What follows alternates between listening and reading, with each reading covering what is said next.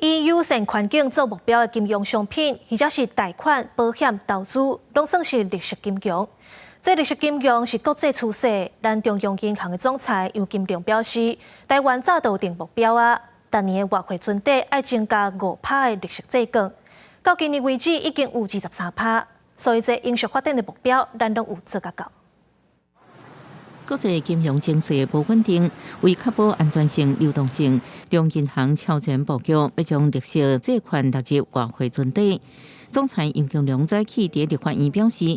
央行重视绿色债券支持永续发展，已经定出每年外汇存底当中绿色债券每年5%成长率的目标。是不是超前布局要将这个绿色债券来纳入？ 这个外汇存底每年增加5%哈，它的成长率了哦，所以我们第一年已经是达到了增加率是20%，第二年2022年呢已经将近14%，2023年到目前为止呢，我们已经增加到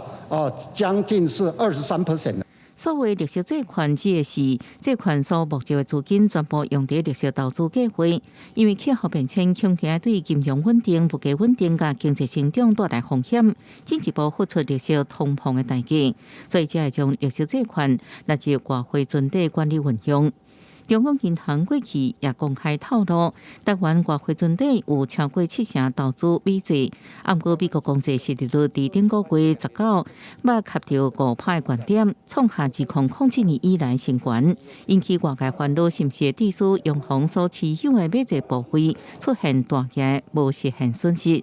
它有70%投资美债，是，结果美债你们过去差不多1%嘛，对不对？对。 啊，现在5%嘞！这个5%，它10年期的5%哦，是一刹那而已的，不是很长期。啊，一刹那赶快抓住啊！5%不对，以前1%呢嘞，以前1%而已耶。最近你看看它触到5点多，这马上就下来，现在都差不多4.5而已。 杨金龙强调，外汇存底配置的动态调整，因为美金是主要货币流动性悬，而且较广泛，所以美金依然是大部位。若配置有改变，也拢只是进行局部调整。记者综合报道。